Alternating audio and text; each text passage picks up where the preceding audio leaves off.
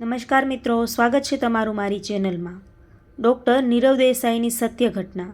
સુરત શહેરની સૌથી વ્યસ્ત હોસ્પિટલમાંથી એક હોસ્પિટલ હતી, જ્યાં દિવસ હોય કે રાત દર્દીઓની ભીડ ક્યારેય ઓછી ન થતી।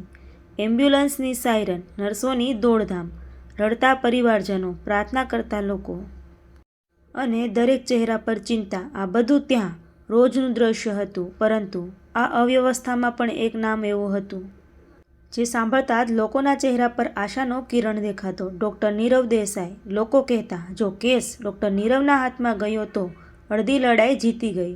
ડૉક્ટર નીરવ માત્ર જાણીતા સર્જન નહોતા, તેઓ દર્દીઓ માટે જીવતા માણસ હતા। તેઓ માટે પૈસા, પદવી કે નામનો કોઈ અર્થ નહોતો। તેમના માટે સૌથી મોટું ઇનામ દર્દીના ચહેરા પર પાછું આવ્યું સ્મિત હતું।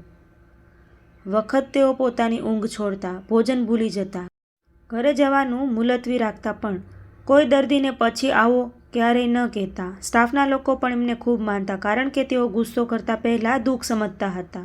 એક વરસાદી રાત્રે લગભગ 12 વાગ્યાનો સમય હતો। શહેરમાં ભારે વરસાદ પડતો હતો। રસ્તાઓ પર પાણી ભરાઈ ગયું હતું। હોસ્પિટલમાં સ્ટાફ ઓછો હતો। એ સમયે અચાનક ઇમરજન્સી વોર્ડમાં દોડધામ મચી ગઈ। એક ગર્ભવતી મહિલાને ગંભીર હાલતમાં લાવવામાં આવી।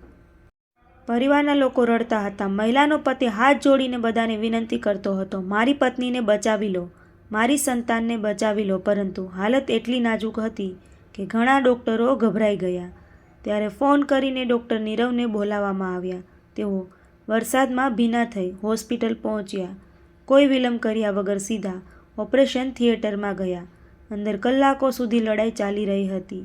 એક તરફ મૃત્યુ, બીજી તરફ ડૉક્ટરની મહેનત। બહાર આખો પરિવાર ભગવાનને યાદ કરી રહ્યો હતો। 3 કલાક પછી દરવાજો ખુલ્યો। ડૉક્ટર નીરવ બહાર આવ્યા। ચહેરા પર થાક હતો, કપાળ પર પરસેવો હતો, પરંતુ આંખોમાં શાંતિ હતી। તેમણે ધીમેથી કહ્યું, માતા પણ સુરક્ષિત છે, બાળક પણ। એ સાંભળતા જ આખો પરિવાર રડી પડ્યો। મહિલાના પતિએ ડૉક્ટરના પગ પકડી લીધા। ડૉક્ટર નીરવે તરત જ ઊભા કર્યા અને કહ્યું, પગ નહીં પકડો, આજે તમારું પરિવાર બચ્યું, એ જ મારી જીત છે। આ ઘટનાની ચર્ચા આખા શહેરમાં થઈ।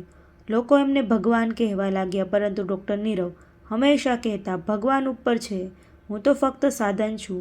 એક દિવસ હોસ્પિટલમાં એક વૃદ્ધ માણસ આવ્યો, કપડાં ફાટેલા, હાથમાં જૂનો થેલો અને આંખોમાં દુઃખ। તેણે કહ્યું, સાહેબ, મારી પાસે દવા માટે પૈસા નથી, પણ જીવવું છે। તપાસમાં ખબર પડી કે તેને ગંભીર બીમારી હતી, લાંબો ખર્ચ થવાનો હતો। સ્ટાફે નિયમો બતાવ્યા। વૃદ્ધ નિરાશ થઈ ખુરશી પર બેસી ગયો। એ સમયે ડૉક્ટર નીરવ ત્યાં આવ્યા, બધું સાંભળ્યું, થોડા સેકન્ડ માટે શાંત રહ્યા, પછી પોતાના ખિસ્સામાંથી કાર્ડ કાઢીને કાઉન્ટર પર આપ્યું અને કહ્યું, આ કાકાનો આખો ખર્ચ મારા નામે લખી દો। સ્ટાફ આશ્ચર્યમાં પડી ગયો। વૃદ્ધની આંખોમાંથી આંસુ આવી ગયા। તેમણે કહ્યું, બેટા, તું કોણ છે? ડૉક્ટર નીરવ હસીને બોલ્યા, એક દિવસ કોઈએ મારી પણ મદદ કરી હતી, આજે મારો વારો છે। પરંતુ જીવન હંમેશા બીજાને બચાવનારને પણ પરખે છે। થોડા મહિનાઓ પછી ડૉક્ટર નીરવની પોતાની માં અચાનક બીમાર પડી, ગંભીર હાર્ટ એટેક આવ્યો। એ જ હોસ્પિટલમાં દાખલ કરવામાં આવી। પ્રથમ વખત ડૉક્ટર નીરવ ડૉક્ટર નહોતા, એ ડરેલો દીકરો હતો, જે માણસે હજારો પરિવારને આશા આપી હતી। એ આજે આઈસીયુની બહાર બેચેન થઈને ફરી રહ્યો હતો। ઓપરેશન માટે બીજા ડૉક્ટરોની ટીમ આવી। કલાકો સુધી સારવાર ચાલી। ડૉક્ટર નીરવ બહાર ખુરશી પર બેઠા હતા, હાથ જોડીને પ્રાર્થના કરતા હતા। તેમને સમજાયું કે દર્દીના પરિવારને કેટલું દુઃખ થાય છે, કેટલો ડર લાગે છે અને કેટલી આશા એક ડૉક્ટર ઉપર ટકેલી હોય છે। આખરે દરવાજો ખુલ્યો। ડૉક્ટરે કહ્યું, હવે ખતરો ટળી ગયો। એ સાંભળીને ડૉક્ટર નીરવ રડી પડ્યા। હોસ્પિટલના સ્ટાફે પહેલીવાર એમને તૂટેલા જોયા, પરંતુ એ દિવસ પછી તેઓ વધુ નમ્ર બન્યા। હવે તેઓ દરેક દર્દીના પરિવાર સાથે વધુ સમય પસાર કરતા, તેમને સમજાવતા, શાંત કરતા। સમય જતો રહ્યો। એક દિવસ શહેરમાં મોટો અકસ્માત થયો।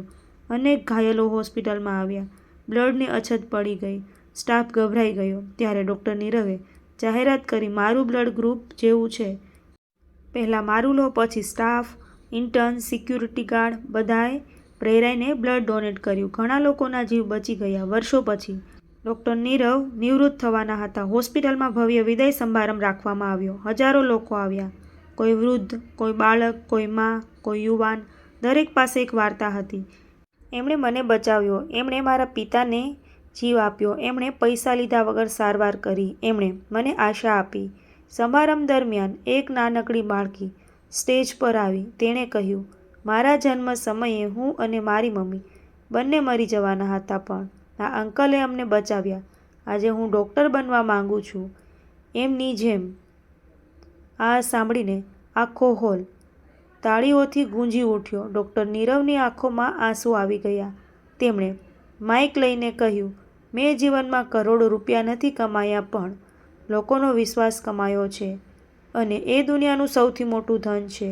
આજે પણ સુરત શહેરમાં કોઈ સારો ડૉક્ટર મળે તો લોકો એક વાત જરૂર કહે, લાગે છે ડૉક્ટર નીરવ દેસાઈની શાળામાંથી આવ્યો છે. તો ફ્રેન્ડ, આવી સત્ય ઘટના આધારિત વિડીયો સાંભળવા માટે મારી ચેનલમાં બન્યા રહો. વિડીયો પસંદ આવ્યો હોય તો વિડીયોને લાઇક કરી ચેનલને સબસ્ક્રાઈબ કરવાનું ભૂલશો નહીં. થેન્ક યુ મિત્રો.